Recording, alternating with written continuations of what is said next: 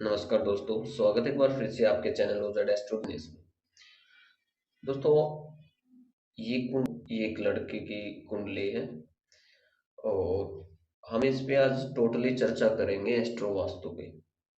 क्या इसको करना चाहिए, क्या इसको नहीं करना चाहिए। एस्ट्रो वास्तु रहेगा टोटली इसमें। हाउस एक्टिवेशन पे भी चर्चा करूंगा और डायरेक्शन स्ट्रेंथ पे भी चर्चा करूंगा।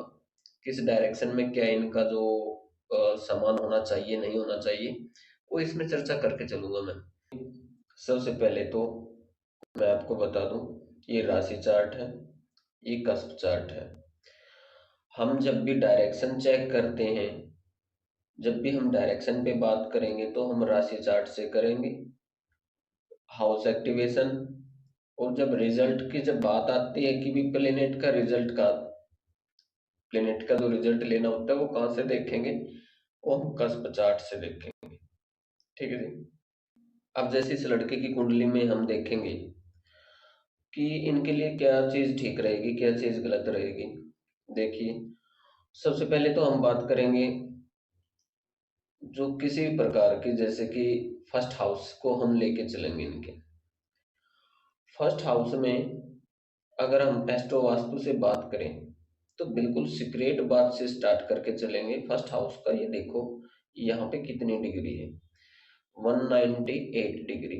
यानी कि तकरीबन तकरीबन ये साउथ साउथ वेस्ट की तरफ इनकी जो है मूवमेंट आती है डिग्री वाइज, वास्तु के अकॉर्डिंग। तो वो जो डायरेक्शन की लगन को गवर्न करती है वो। ठीक है।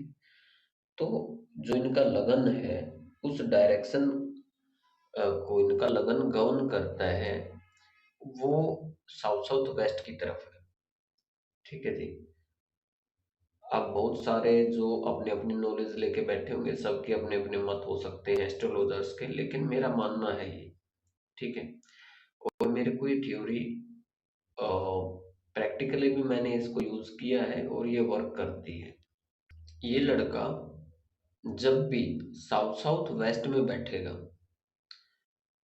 तो ये खुद को पहचान पाएगा, खुद के जो इसके जो एफर्ट्स खुद के करेगा, या सेल्फ के लिए, या इसका जो माइंड है वो इतना फास्ट चलेगा ना। अगर किसी प्रॉब्लम में ये फंस जाते हैं, कोई सॉल्यूशन इनको नहीं मिलता लाइफ में, तो साउथ साउथ वेस्ट में एक बार ये बैठकर नॉर्थ ईस्ट की तरफ अगर देखेंगे और ध्यान लगाएंगे तो इनका सॉल्यूशन अपने आप मिलना स्टार्ट हो जाएगा इनको। ठीक है। ये तो है इनकी एक सीक्रेट बात। जैसे अभी धन से संबंधित अगर बात कर लेते हैं हम, देखिए साउथ साउथ वेस्ट की जो डायरेक्शन है, वो कौन सी राशि हमें गवर्न करती, कौन सी राशि हमें बताती है, वो होती है वृश्चिक राशि। 8 नंबर की राशि जो इनके सेकंड बॉक्स में है। सेकंड बॉक्स किस चीज का है? सेकंड बॉक्स है धन का, बैंक बैलेंस का, आपकी फैमिली का। ठीक है। बैंक बैलेंस पे बात करेंगे तो जब भी 198 डिग्री पर ये लड़का बैठेगा तो धन से संबंधित कोई भी अगर सॉल्यूशन है, कोई ऐसे सेकंड हाउस को मजबूत करेगा अगर वहां पे ये बैठ जाएगा तब। इसके साथ साथ हम ये भी चेक करेंगे कि साउथ साउथ वेस्ट के जो डायरेक्शन है, जो 8 नंबर की राशि है, वो 8th हाउस को भी गवर्न करती है। और सेकंड नंबर पे जो इनकी डिग्री बनती है वो 227 बनती है। ठीक है जी। तो इसमें हम देखेंगे 225 तक, 226, 27 तक, नो सॉरी साउथ वेस्ट ही डायरेक्शन वो रहती है। ठीक है। तो सेकंड बॉक्स को भी मजबूत करने के साथ साथ इनके फर्स्ट बॉक्स को भी मजबूत करेगी ये डायरेक्शन। ठीक है। ये तो हुई बात वास्तु के अकॉर्डिंग। अब एक और हम इसमें चेक कर लेते हैं। अब हम जाएंगे यहाँ पे सब लोड लेवल पर, क्योंकि हम यहाँ पे केपी एस्ट्रोलॉजी कर रहे हैं। और क्योंकि केपी एस्ट्रोलॉजी हमें पिन पॉइंट पे प्रेडिक्शन देती है, उसको एक्टिवेशन डीएक्टिवेशन में पिन पॉइंट पे लेके आने में हमारी मदद करती है। इसलिए केपी एस्ट्रोलॉजी एक ही ऐसी थ्योरी है जो आपकी लाइफ को सेट बना सकती है, आपकी लाइफ को, आपके फ्यूचर को ब्राइट कर सकती है। ठीक है जी। अभी चलिए हम जैसे बात कर लेते हैं, बात को लंबी नहीं करते। इनका जैसे कि हम चेक करेंगे कि जो सेकंड हाउस का जो सब लोड है, वो हम चेक कर लेते हैं कौन सा प्लेनेट है। सब लोड, ये जो बॉक्स है, ये जो आपको जो दिख रहा है, ये सब लोड है। ठीक है, सेकंड हाउस का जो सब लोड हम देखेंगे वो मरकरी है। ठीक है। अब इसको धन प्राप्ति के लिए ऐसा क्या उपाय करें कि इसको लाइफ में इसका बैंक बैलेंस इंक्रीज हो। तो इसके लिए हम क्या करेंगे, हम इसको बोलेंगे कि सेकंड हाउस का जो मरकरी है, वो हम ये भी देखेंगे वो सिग्निफाई क्या कर रहा है, किस किस हाउस को सिग्निफाई कर रहा है और किस हाउस में ऑक्यूपेंट है, हम ये चेक करेंगे। तो हम जब चेक करते हैं रिजल्ट, हम देखते हैं जो बेस्ट उसकी जो प्रॉपर प्लेसमेंट होती है प्लेनेट की, वो हमें कस्प चार्ट बताएगा। ठीक है। लेकिन उसकी प्लेसमेंट हम डायरेक्शन पे जाएंगे, एस्ट्रो वास्तु करेंगे, तो हम राशि चार्ट का यूज करेंगे, लगन चार्ट का यूज करेंगे। ठीक। सेकंड हाउस को हम एक्टिवेट जब करते हैं तो हमने देखना होगा कि इनका जो है सेकंड हाउस का सीएसएल है, और वो 11th हाउस में राशि चार्ट में बैठा है। वो किस राशि में बैठा है, वो बैठा है लियो राशि में। लियो राशि की जो डायरेक्शन होती है वो होती है ईस्ट नॉर्थ ईस्ट, ईएनई जोन हम जिसको बोलते हैं हैप्पीनेस का। ठीक है। वो आपके एंटरटेनमेंट का भी, हैप्पीनेस का भी है। और आपकी जो मनोरंजन की जो राशि है वो 5 नंबर की राशि है। में फिफ्थ हाउस आपका एंटरटेनमेंट का हाउस भी है, जो इनकी बैठी है 11th हाउस में। ठीक है। हम कस्प चार्ट में भी देखेंगे, हम राशि चार्ट में भी देखेंगे, तो 11th हाउस में सेम सेम है। तो हमने देखना कि बुध, मरकरी जो प्लेनेट है, उनकी कस्प चार्ट में जो बेस्ट प्लेसमेंट है वो 10th हाउस में है। लेकिन जब हम एक्टिवेट करेंगे बुध को, यानी कि सेकंड बॉक्स को जब हम एक्टिवेट करेंगे, जो एस्ट्रोलॉजर, कुछ एस्ट्रोलॉजर ये बताते हैं कि आप नॉर्थ में जाके वहाँ पे ACW स्प्रिंग लगा दो, बुध वहाँ पे एक्टिवेट हो जाएगा। लेकिन ये करना गलत होगा, उससे तो ये भी लगा लो ना कि जिस जिस हाउस में, जिस बॉक्स में उसकी राशि होगी, तो वो हाउस भी एक्टिवेट हो जाएंगे। तो ये आपके लिए डेंजरस भी हो सकता है, क्योंकि देखिए 12th हाउस में जो राशि है, आप देख रहे होगे जो 12th हाउस में राशि है वो बुध की राशि है। ठीक है। तो हम जब बुध को ही एक्टिवेट कर देंगे तो वो क्या करेगा, प्रॉपर वो 12th हाउस को भी एक्टिवेट कर देगा साथ में। और 12th हाउस इतना अच्छा माना नहीं जाता, अगर उसको आप यूटिलाइज नहीं कर सकते तो ये खतरनाक हो सकता है आपके लिए बहुत ज्यादा। करना क्या होगा, इसके लिए हमने ये करना होगा कि ईएनई जोन में हम जाएंगे, ईस्ट नॉर्थ ईस्ट डायरेक्शन में जाएंगे, और वहां पे बुध के ऑब्जेक्ट वहां पे लगाएंगे। ग्रीन कलर भी हम वहां पे करवा सकते हैं, सबसे बेस्ट जो रहता है वहां पे हम ग्रीन कलर यूज कर सकते हैं। ग्रीन कलर का पेंट वॉल पे कर सकते हैं, कोई नीचे जमीन में कोई टेप भी वहां पे हम लगा सकते हैं, वास्तु की जो टेप आती है।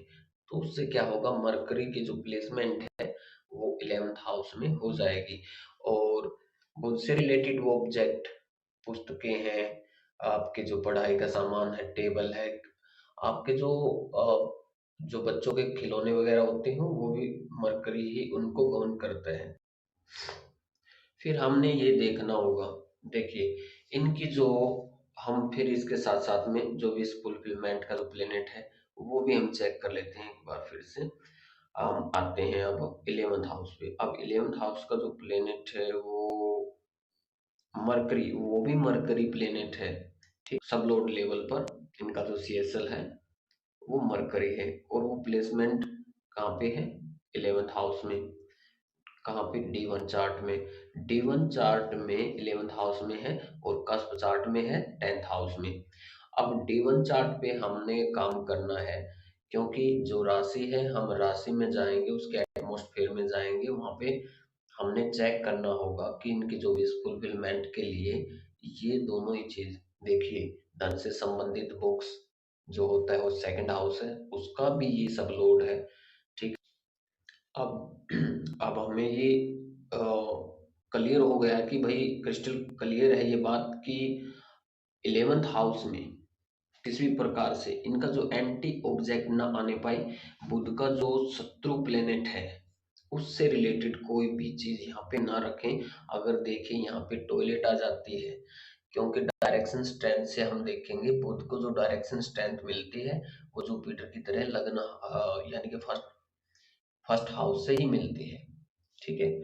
अब फर्स्ट हाउस यानी कि जहाँ पे मरकरी की प्लेसमेंट है D1 चार्ट में, वहीं से हम डायरेक्शन स्ट्रेंथ पे जाएंगे, यानी कि ENE जोन में अगर टॉयलेट आ जाती है तो इनके लिए इनकी जो लुटिया डुबाने वाली हो जाएगी। जो भी फुलफिलमेंट है, इनके जो गेन एंड प्रॉफिट है, या धन भाव का जो सेकंड बॉक्स का जो प्लेनेट है वो मरकरी है, और इनको डायरेक्शन स्ट्रेंथ मिलती है फर्स्ट हाउस से ही। तो मरकरी जब ENE जोन में मजबूत अगर उनको करना है तो वहां पर किसी भी प्रकार की टॉयलेट या स्टोर रूम या फिर किसी प्रकार का रत्ती का सामान वहां पे ना लगाएं, और उसको साफ सुथरा रखें, और बुद्ध से रिलेटेड चीजें वहां पे रख सकते हो आप। ठीक है। अब बुद्ध को क्या कहा गया है, बुद्ध विष्णु भी है। ठीक है। तो बुद्ध के ऑब्जेक्ट वहां पे आप अप्लाई करवा सकते हैं। एस्ट्रो वास्तु ऐसे वर्क करता है, हर किसी के लिए कोई भी डायरेक्शन ना तो शुभ होती ना अशुभ होती है, सबका अपना अपना अलग से वास्तु होता है। एक वास्तु होता है वो सबके लिए यूज होता है, लेकिन एस्ट्रो वास्तु पिन पॉइंट पे उसी बंदे के लिए वर्क करती है वो थ्योरी, जिसका चार्ट पे हम वर्क कर रहे हैं, जिसके चार्ट पे हम सॉल्यूशन दे रहे होते हैं। ठीक है। हर किसी के लिए एक जैसा वास्तु इसलिए नहीं रहता है। तो कई दफा ये होता है हाउस एक्टिवेशन, किसी ने कमेंट किया था शायद, तो हाउस एक्टिवेशन के लिए मैंने बोला था कि भाई मैं बताऊंगा। हाउस एक्टिवेशन देखो कोई रॉकेट साइंस नहीं है, बड़ा ही आसानी से आप कर सकते हो। सबसे पहले तो हमने क्या करना है, हमने इनका जो हमने क्या करना है, सबसे पहले इनकी महादशा देखनी है। महादशा किस प्लेनेट की चली हुई है, जैसे अभी देखते हैं। देखो ये इत्तेफाक से मरकरी की ही इनकी जो है महादशा भी चली हुई है, और अंतरदशा जो है वो मरकरी और सूर्य, ये अभी जो टाइम ऑफ पीरियड इनका चला हुआ है अप्रैल 10 अप्रैल के बाद से और 16 फरवरी 2024 तक इनका जो है बुध और सूर्य की जो है दशा अंतरदशा चलेगी। इसकी जो है हम क्या करेंगे, स्क्रिप्ट चेक करेंगे। स्क्रिप्ट में जाएंगे। देखिए नॉर्मली तौर पर स्क्रिप्ट, अगर आप मैन्युअली नहीं जाना चाहते, सॉफ्टवेयर पे ही अगर आप काम करोगे, तो आपने देखना है मरकरी की जो ये मरकरी की स्क्रिप्ट है, ये जो है यहाँ से लेके यहाँ तक ये मरकरी की स्क्रिप्ट है। मरकरी है प्लेनेट यानी कि सोर्स। ठीक है। और रिजल्ट कौन देता है, नक्षत्र लोड, स्टार लोड। तो हमने चेक करना है कि मरकरी की क्या स्क्रिप्ट है, और इसको इस दौरान इस टाइम ऑफ पीरियड में इसको क्या क्या चीजें इनको मिलेंगी, कैसा इनकी लाइफ रहेगी, कैसा इनके साथ बिहेवियर होगा। हमने सबसे पहले देखना क्या होता है कि भाई जो मरकरी प्लेनेट है, वो जो मरकरी है वो कस्प चार्ट में कहाँ पे प्लेस्ड है, सबसे पहले ये चेक कर लेंगे। वो 10th हाउस में है, सूर्य के साथ में है। ठीक है। और सूर्य बुध, यानी कि वैसे देखा जाए तो बुध आदित्य राज योग बोला जाता है, लेकिन अ, हम कस्प में जाएंगे, और कृष्ण मूर्ति पद्धति से अगर हम कर रहे होते हैं तो योग को ज्यादा ना लेके हम नक्षत्र पे ही वर्क करते हैं इसमें ज्यादातर। हजारों लाखों योग पता नहीं कैसे कैसे बनते हैं, लेकिन फिर भी बंदे परेशान रहते हैं। वो क्यों रहते हैं, सिर्फ आज इससे पता लगेगा आपको। देखिए 10th हाउस में यहाँ पे प्लेसमेंट है 4 नंबर की राशि में। सूर्य और बुध दोनों एक साथ बैठे हुए हैं यहाँ पे। बुध प्लेनेट अभी इनकी जो स्क्रिप्ट जो बना रहे हैं वो विनस 1 और 8, 8 और 12 का कॉम्बिनेशन हो गया, यानी कि सोर्सेज जो हो, जो पेड़ हम इसको बोलते हैं, मरकरी है पेड़, और विनस जो है यहाँ पे उसका फल है, और मार्स जो इनका सबलोड बन के बैठा है वो इनका फल जो लगा है उसका स्वाद कैसा है, टेस्ट कैसा है, ये बताएगा। ठीक है जी। तो ठीक है जी। तो अच्छा कॉम्बिनेशन हम इसको नहीं बोलेंगे, क्योंकि 8 और 12 का कॉम्बिनेशन इनका बन रहा है, और क्योंकि सोर्सेज जो है, सोर्स में 12 नंबर है, लेकिन वो बैठे 10th हाउस में है। ठीक है, सबसे पहले वो जहाँ पे बैठते हैं वहां के रिजल्ट ऑफर करेगा, लेकिन उसका मतलब ये नहीं है कि भाई वो 12th हाउस के ऑफर नहीं देगा, ऐसा कुछ नहीं है। अगर वो सिग्निफाई कर रहा है जिस जिस हाउस को, तो वहाँ के रिजल्ट भी आएंगे आएंगे, लेकिन रिजल्ट देता है उसका नक्षत्र लॉर्ड। अगर प्लेनेट अनटेनेंटेड है तो सबसे पहले अपने रिजल्ट देगा, बाद में वो नक्षत्र लॉर्ड के भी देगा। ठीक है, तो इनका ये टेनेंटेड प्लेनेट है, और विनस जो है इनका नक्षत्र लॉर्ड है, यानी कि परेशानी, ऑब्स्टेकल, और 1 इनका खुद का है, 8th क्या है, रुकावटें हैं, परेशानियां हैं। ठीक है, पेन है, लाइफ में पेन, जब तक इनको पेन पीड़ा का जो भाव है वो 8th हाउस है, तो हमने क्या करना है, हाउस एक्टिवेशन पे हम और कोई बात यहाँ पे नहीं करेंगे, कोई रेमेडी यहाँ पे और कुछ नहीं बताएंगे, लेकिन हाउस एक्टिवेशन एंड डीएक्टिवेशन पे ही चर्चा है ये। तो हमने क्या करना है, सबसे पहले तो हमने क्या करना है, यानी कि मरकरी की जो डायरेक्शन है वो कौन सी डायरेक्शन होती है, सबको पता है, नॉर्थ डायरेक्शन को गवर्न करता है मरकरी। हमने मरकरी की डायरेक्शन से विनस के ऑब्जेक्ट को रिमूव कर देना है। मरकरी की जो डायरेक्शन है यानी कि उत्तर दिशा से विनस के ऑब्जेक्ट, ड्रेसिंग टेबल, परफ्यूम, और लाइक अपर वियर शर्ट या ब्रांडेड परफ्यूम, ब्रांडेड कोई भी कपड़े आपके वहाँ पे हैं। ठीक है, कलरफुल जो सीनरी होती है, पेंटिंग होती हैं, वो विनस होता है। और इसके साथ साथ आप ये भी ध्यान रखें कि वहाँ पे लक्ष्मी जी की फोटो, क्योंकि वीनस जो है वो लक्ष्मी जी को, लॉर्ड लक्ष्मी को गवर्न करते हैं, तो वहाँ पे उनको रिमूव कर दें वहां से।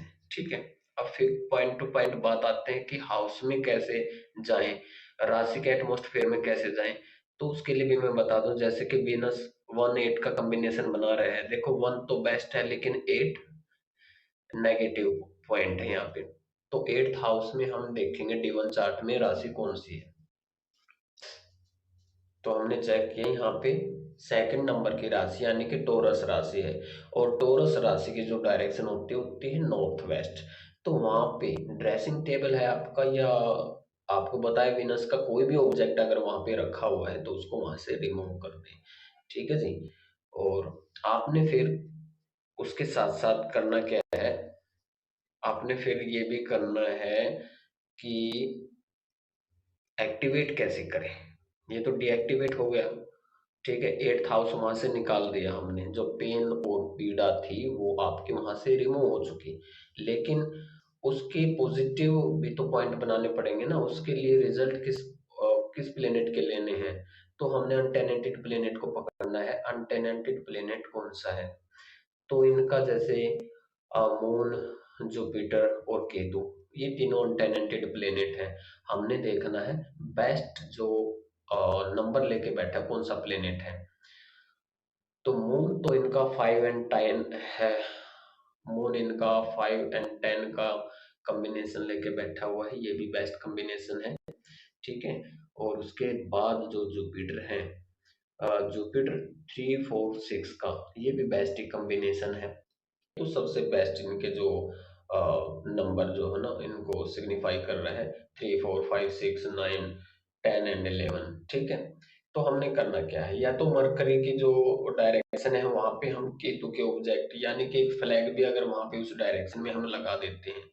फ्लैग ऐसा नहीं कि आप रेड कलर में जाके फ्लैग लगा दोगे, केतु का है, केतु का स्वास्तिक भी होता है, स्वास्तिक आप वहां पे बना सकते हो, कुमकुम से बना सकते हो, वहां पे कुमकुम को कभी भी वास्तु दोष नहीं लगता, मैं आपको बता दूं। ठीक है जी। कुमकुम जो सिंदूर होता है उसको कभी वास्तु दोष नहीं लगता है। और इसके बाद मैं चर्चा करूंगा अभी जैसे कि मरकरी की डायरेक्शन में। इसके बाद जैसे मरकरी की डायरेक्शन में हम ने जो ऑब्जेक्ट रखने हैं, अगर आप मून के ऑब्जेक्ट रखना चाहो तो वहाँ पे पानी से रिलेटेड वाटर एलिमेंट यानी कि गंगा जल आप वहाँ पे केतु और मून को एक साथ कॉम्बिनेशन में लेके आओगे तो वहाँ पे गंगा जल आप वहाँ पे रख सकते हो। ठीक है, यानी कि उत्तर दिशा में गंगा जल आप रख सकते हो। इसके साथ साथ आपने अगर चंद्रमा को वहां पे प्लेसमेंट करनी है चंद्रमा की, तो आपने करना क्या है, वहां पे जो वास्तु में होते हैं व्हाइट हॉर्सेस और यूनिकॉर्न हॉर्स जिसको बोलते हैं, वो आप वहाँ पे अप्लाई कर सकते हो नॉर्थ डायरेक्शन में, वहाँ पे लगा सकते हो। तो उससे क्या होगा, आपके जो रिजल्ट, कहाँ आपको दुख तकलीफ मिल रही थी वहीं आपको पॉजिटिव रिजल्ट आना स्टार्ट हो जाएंगे। आप जैसे उनको रखोगे तो 48 आवर्स के बाद आपको पॉजिटिव रिजल्ट आने स्टार्ट हो जाएंगे। आप चाहे कितनी तकलीफ में हो, आपकी तकलीफ दूर हो जाएंगी। ये कोशिश है, एक प्रयास है हमारा, आप करके जरूर देखें। ठीक है, तो इसके बाद हम चलते हैं कि भाई किसी राशि डायरेक्शन की एटमॉस्फेयर में भी हम कैसे जाएं, मतलब कैसे क्या, कहाँ पे क्या चीज कैसे रखें, अगर स्पेशली कोई पिन पॉइंट पे कोई चीज रखनी है तो देखिए,